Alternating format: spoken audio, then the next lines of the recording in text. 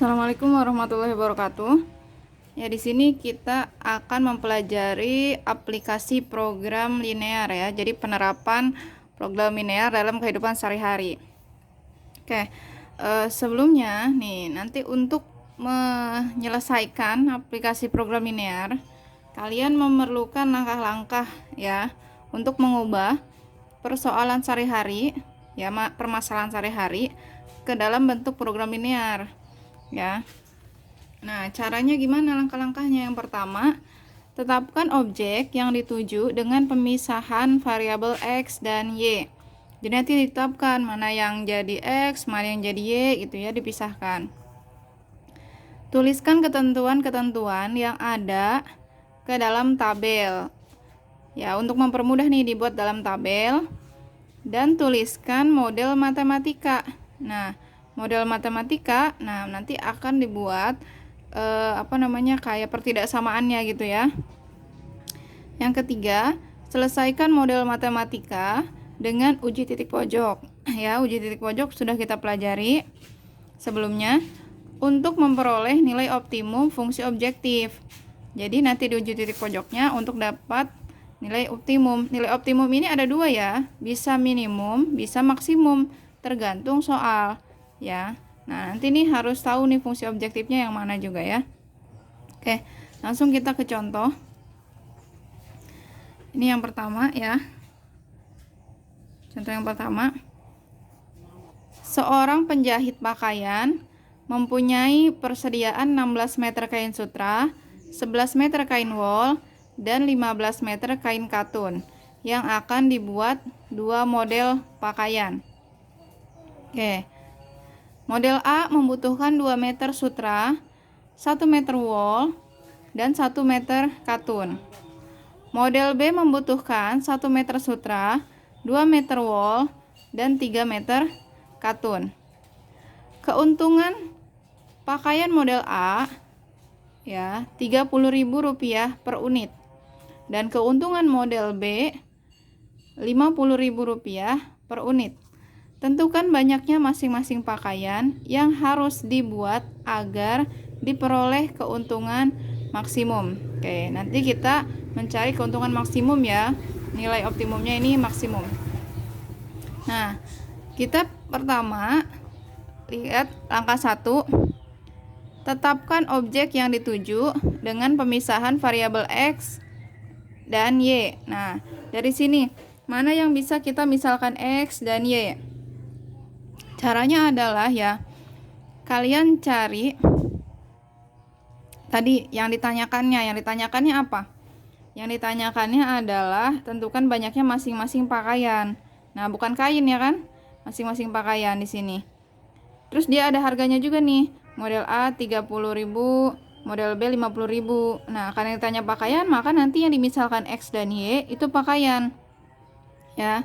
Selain itu, cara lain adalah kalian lihat ya yang dijabarkan yang memiliki batas atau persediaan siapa. Kalau dia memiliki batas atau persediaan, maka dia nanti bukan XY, dia hanya penjabaran. Nah, ini yang kain. Ya, kain kan lihat 6 persediaan, dia memiliki persediaan 16 meter. Ya kan? Nah, karena dia memiliki persediaan nih si kain ini, 16 meter kain sutra, 11 meter kain wol, dan 15 meter kain katun. Maka ini nanti bukan XY. Ya, ini kan dia memiliki persediaan. Jadi yang XY itu siapa? Yang XY itu model. Model A itu X, nanti kita misalkan model B itu jadinya Y. Ya. Oke. Jadi kita misalkan dulu. Ya.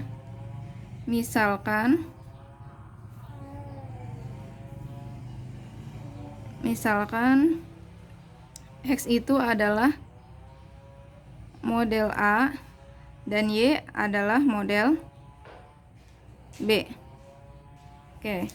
Selanjutnya, setelah pemisahan, ini pemisahan variabel X dan Y, kita tuliskan ketentuan-ketentuan yang ada ke dalam tabel. Jadi, oke, ini kita buat tabelnya ya. Nah, kita buat tabelnya, Ibu misalkan model itu ke bawah ya. Kan tadi ada model A, terus ada model B ya, A itu X, B itu Y. Terus untuk kain, untuk bahannya ya, Ibu buat ke samping sutra, wool, dan katun. Nah, berarti sebelah sini kita tuliskan keuntungan karena ini nanti untuk model, dan di bawahnya persediaan ini untuk jumlah dari bahannya ya. Nah, lihat model A. Model A itu kan tadi model A membutuhkan 2 meter sutra, 1 wool, 1 katun. Tuh, 2 sutra, 1 wool, 1 katun. Model B membutuhkan 1 sutra, 2 wool, 3 katun. 1 sutra, 2 wool, 3 katun. Ya, keuntungannya tuh model A 30.000, model B 50.000 kita buat. Persediaannya tadi yang di awal 16 meter, sutra 11, wool 15 katun tuh. 16, 11, 15. Nah, tadi ini yang Ibu bilang kalau dia keuntungannya diketahui berarti ini untuk si model. Ya, jadi si model ini misalkan XY. Kalau dia yang memiliki persediaan berarti dia bukan XY ya. Ini penjabaran aja kalau yang memiliki persediaan. Nah, oke. Sekarang tinggal kita buat model matematikanya ya. Kita buat model matematika. Ya. Udah matematikanya. Dari sini kita buat fungsi objektifnya ya terlebih dahulu boleh, atau kita membuat kendalanya terlebih dahulu. Kendala itu apa? Kendala itu nanti pertidaksamaan ya dari masing-masing ketentuan gitu. Oke. Ya, kalau mau dibuat kendalanya dulu juga boleh. Ya, kendalanya apa aja kendalanya? Yang pertama nih, untuk yang sutra, wool, katun. Nah, ini kendala ya. Kalau persediaan yang memiliki persediaan ini jadi fungsi kendala. Jadi pertidaksamaannya. Apa kendalanya? Yang pertama 2. Nah, sutra ini X kan? Ya. Berarti 2X ditambah 1 Y. 1Y berarti kan Y ya. Nah, karena persediaan 16, kalau hanya memiliki persediaan gitu, memiliki persediaan 16, maka nggak bisa lebih karena cuma sedianya 16, nggak bisa lebih ya. Jadi kurang dari sama dengan 16. Oke. Nah, yang kedua, nah 1 berarti 1 kali X kan berarti X ditambah 2 kali Y kan 2Y. Nah, persediaannya 11 juga. Maka kurang dari karena cuma ada segitu, nggak bisa lebih. Untuk katun 1 kali X kan X, 3 kali Y 3Y, kurang dari sama dengan 15 gitu ya.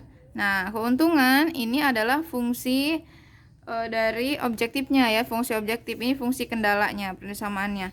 Oh ya, sebelumnya nih, yang namanya permasalahan kehidupan sehari-hari ya, apalagi ini perhitungan model pakaian, pasti dimulainya dari 1.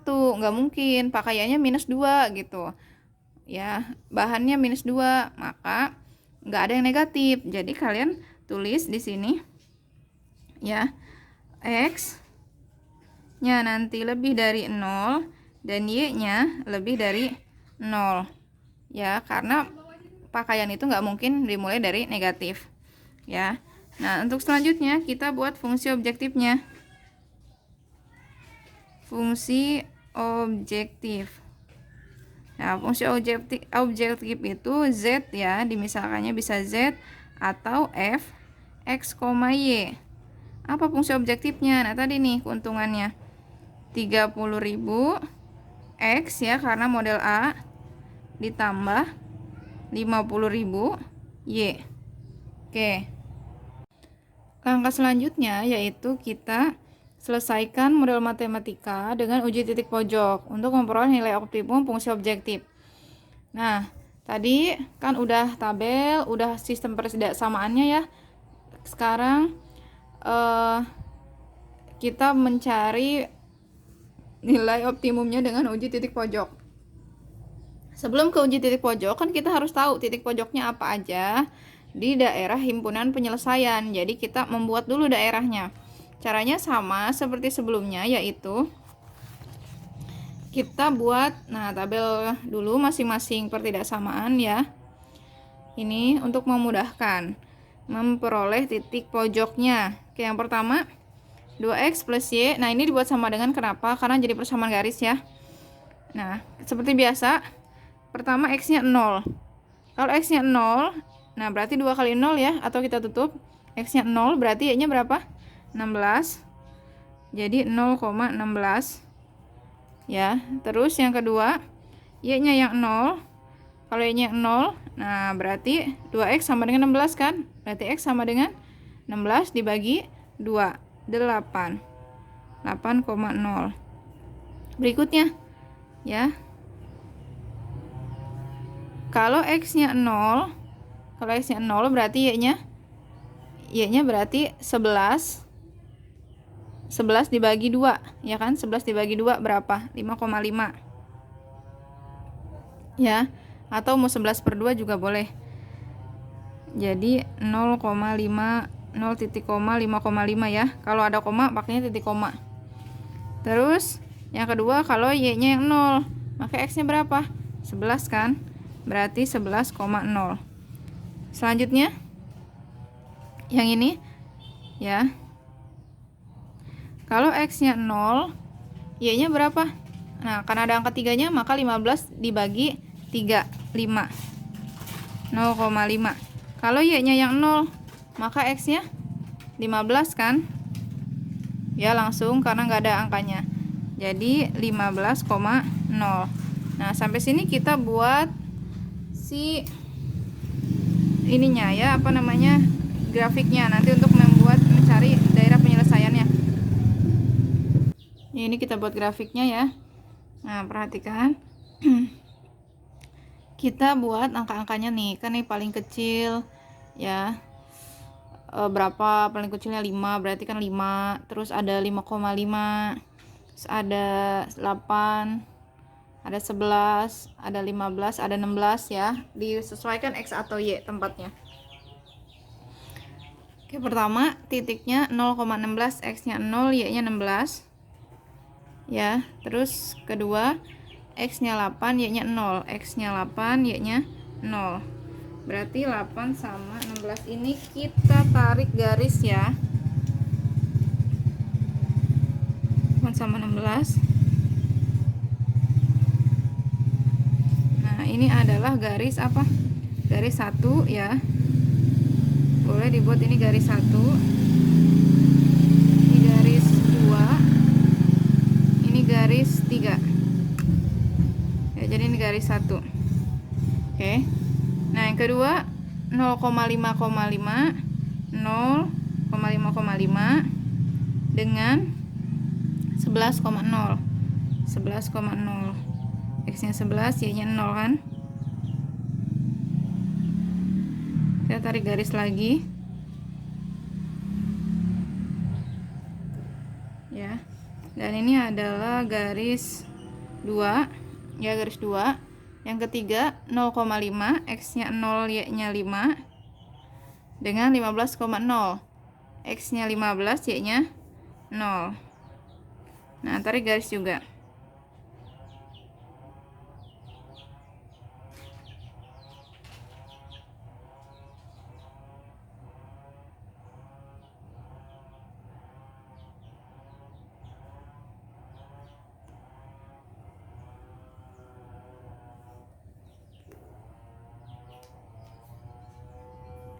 Ini garis 3 ya. Dah, sekarang kita lihat di sini titik pojoknya apa aja. Ini 1 ya, jelas 0,0. Terus 2 yang ini ya. Oh iya, untuk menentukan titik pojok kita tentukan dulu daerahnya ya. Daerahnya di mana?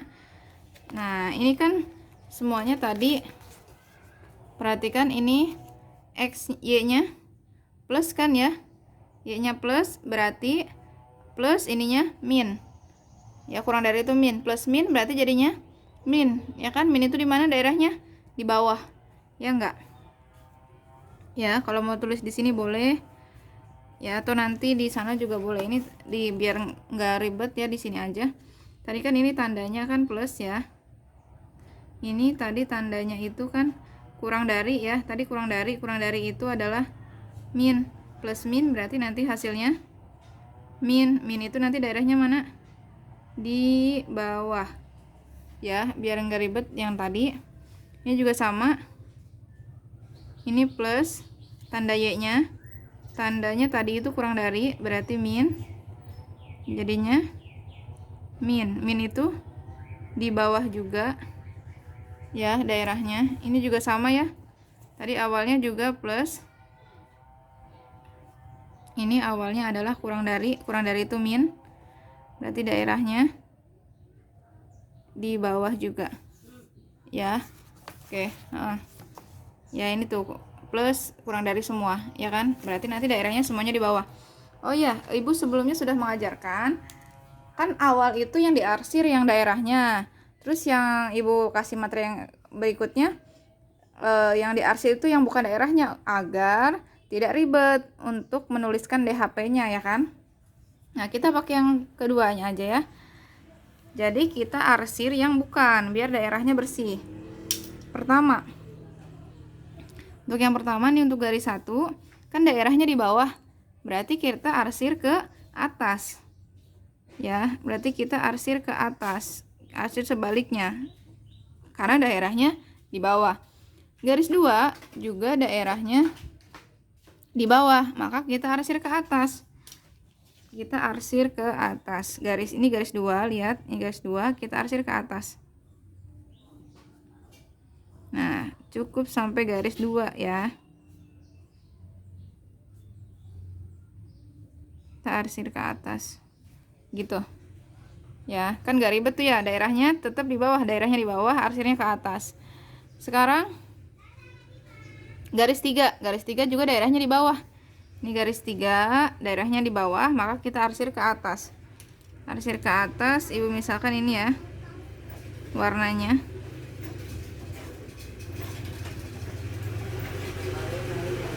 Nah, kan sudah ya. Kalau sudah berarti kalau misalnya nulis di sini kan ribet tuh ya kalau banyak ya. Karena kita tadi ketentuannya daerahnya kalau di bawah, arsirnya ke atas. Dari sini sudah terlihat ya daerahnya, karena semuanya di bawah dan yang kosongnya yang mana? Yang kosongnya itu yang ini. Nih, kosong kan? Ini adalah DHP. Gitu, daerah himpunan penyelesaian. Oh ya, tadi juga ada ketentuan X-nya lebih dari 0, Y-nya lebih dari 0, maka ya X-nya lebih dari 0. Kalau ke sini kan kurang dari 0 ya. Karena lebih dari 0, maka arsir sebelah kanan. Nah, maka daerahnya sebelah kanan. Ini juga Y itu lebih dari 0, maka bukan ke bawah, maka daerahnya di atas. Kanan, atas, berarti benar kan ini DHP-nya ya. Nah, kalau sudah, kita tentukan titik pojoknya. Ini tadi 0,0 ya. Terus di sini yaitu X-nya 8, Y-nya 0. Ya, ini kita misalkan titik A. Ya, titik A 0,0. Ini titik B. Ya, 8,0. Titik C. Nah, ini juga nih di DHP. Ini titik C. Berapa? X-nya 0, Y-nya 5. Ya. Nah, titik yang lainnya, titik perpotongan nih yang ini. Ini perpotongan antara garis 1 dengan garis 2. Ya enggak? Terus di sini ini perpotongan antara garis 2 dengan garis 3. Ya, antara garis 2 dengan garis 3. Nah, ini kita cari, berarti pakai eliminasi substitusi. Oke. Kita cari perpotongan antara garis 1 dan garis 2. Garis 1, nih garis 1, 2x plus y sama dengan 16. Garis 2, x plus 2y sama dengan 11. Nah, dari sini ada yang sama enggak? Enggak ada kan? X-nya ini 2, ini 1. Ini X-nya 1, ini 2. Maka kita samakan. Nah, kita samakan yang X ya, biar mudah di depan aja. Jadi, samakan yang atas dikali 1, yang bawah dikali 2. Ya, kita kalikan. Karena dikali 1 maka tidak berubah. Ya, karena dikali 2 berarti harus kita kalikan. X dikali 2, 2x, 2y dikali 2, ditambahnya ya, 4y, sama dengan 11 dikali 2, 22. Nah, karena x-nya ini tandanya sama-sama positif, maka dikurang. Sekarang tinggal kita kurangi, kan ini habis ya. Jadinya 1 dikurang 4 berarti min 3y, 16 dikurang 22 berarti min 6 ya. Nah, jadi y sama dengan min 6 dibagi min 3, jadi y nya sama dengan 2. Kalau sudah dapat, seperti biasa kita substitusi ya. Substitusi y sama dengan 2 ke garis 1 ya. Garis 1 yang ini kan 2x plus y sama dengan 16. 2x plus y nya kita ganti dengan 2. Nah, 2x plus 2 sama dengan 16, berarti 2x sama dengan 16, ini plus 2 jadi min 2. 2x sama dengan 16 dikurang 2, 14. X sama dengan 14 dibagi 2. Jadi X nya sama dengan 7 ya. Oke, jadi titik potongnya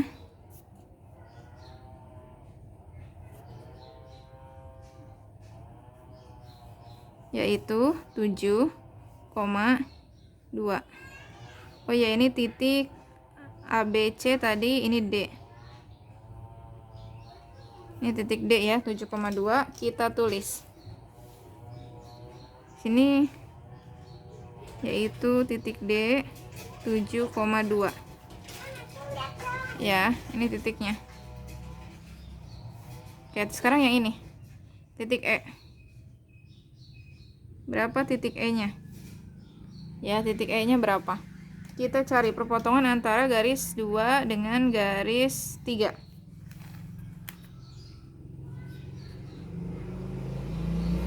Perpotongan antara garis 2 atau G2 sama aja ya.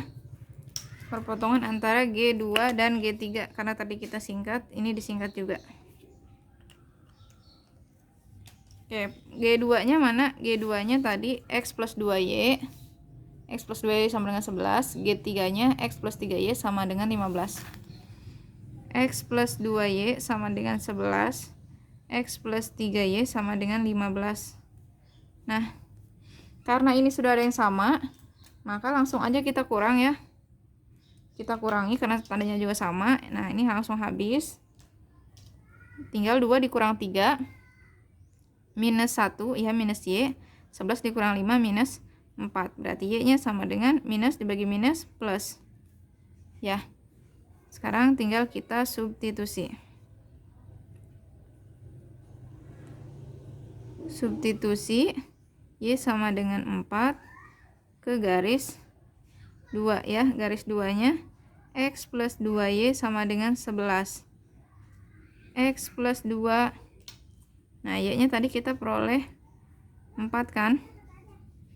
Ya, y-nya kita peroleh 4 sama dengan 11, berarti X ditambah 2 kali 4, 8 sama dengan 11. X sama dengan 11, ini plus jadi min 8. X sama dengan 3. Nah, ini X-nya 3. Jadi titik potongnya itu titik E ya, 3,4. Nah, ini kita peroleh di sini 3,4 ya. Mohon maaf tulisannya kecil sekali ya, mudah-mudahan jelas lah. Ini 3,4 ya, tuh 3,4. Ini tadi G1, G2 dan G3. Nah, Kalau sudah dapat titik pojoknya, ingat-ingat nih titik A, B, C, D, E, ya, baru kita buat yaitu penyelesaiannya dengan mensubstitusi ke fungsi objektif, ya. Fungsi objektifnya tadi nih, lihat fungsi objektifnya fx, y sama dengan 30.000 x tambah 50.000 y. Oke. Oh iya, ini kan titik A itu 0,0 ya. Nah, biasanya kalau 0,0 itu jarang dipakai. Kenapa? Karena kan jelas-jelas nanti hasilnya bakal 0 ya. Gitu. Kalau mau ditulis juga nggak apa-apa, nggak masalah. Jadi kita substitusi titik pojok ke fungsi objektif. Ya, nah fungsi objektifnya kita tulis tadi fx, y sama dengan 30.000 x ditambah 50.000 y. Pertama, tadi titik A itu kan 0,0 ya. Pertama 0,0 berarti kan jelas ini 30.000 dikali 0, 50.000 dikali 0 juga, berarti kan hasilnya pasti 0. Terus yang kedua titik B yaitu 8,0 ya. Titik B 8,0 berarti 30.000 dikali 8 ditambah 50.000 dikali 0, berarti tinggal 3 kali 8 24, nolnya ada 4, jadi 240.000. Ini jelas 0 ya. Titik yang ketiga, jadi ini titik A ya, titik B, titik C.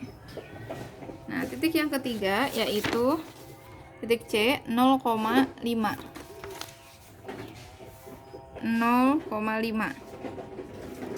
Berarti 30.000 dikali 0 ditambah 50.000 dikali 5. Ini jelas 0 ya. Tinggal ini 5 kali 5 25, nolnya ada 4. Berarti 250.000. Titik D. Titik D itu tadi kita peroleh titik potong tadi ya, 7,2. Ya, 7,2. Berarti 30.000 dikali 7 ditambah 50.000 dikali 2. Ya. 3 kali 7 21 kan? 210. 5 kali 2 10 kan? Tambahin 0,4 jadi 100.000. 210 ditambah 100.000 berarti 310.000. Ya kan? Nah, terus untuk titik yang E tadi kita dapat 3,4 ya, yang ini nih 3,4, maka 30.000 dikali 3 ditambah 50.000 dikali 4. 3 kali 3 9, berarti 90.000 ya. 5 kali 4 20, tambahin 0,4 berarti 200.000, jadi 290.000. Oke. Nah, sampai sini tadi pertanyaannya adalah, perhatikan pertanyaannya. Tentukan banyaknya masing-masing pakaian yang harus dibuat agar diperoleh keuntungan maksimum. Jadi yang ditanya adalah maksimum nih. Berarti kita cari yang paling besar hasilnya. Nah, mana yang paling besar di antara ini yang maksimum? Ini yang paling besar nih. Ya, ini yang dicari yaitu nilai maksimumnya. Nah, di mana masing-masingnya? Ini masing-masingnya. Ya, 7 dengan 2. Ya. Di mana model A-nya 7, model B-nya 2 dibuatnya. Jadi banyak masing-masing pakaian nih. Kesimpulannya,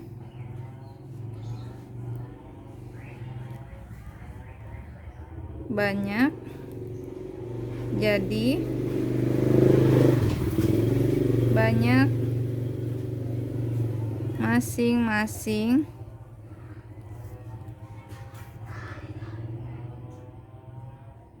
pakaian yang harus dibuat adalah 7 unit model ya. 7 unit pakaian model A dan 2 unit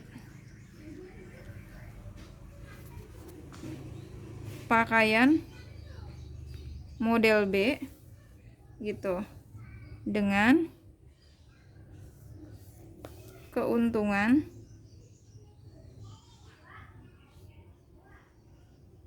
maksimum Rp, jangan lupa, 310.000. Nah, ini kesimpulannya. Paham ya?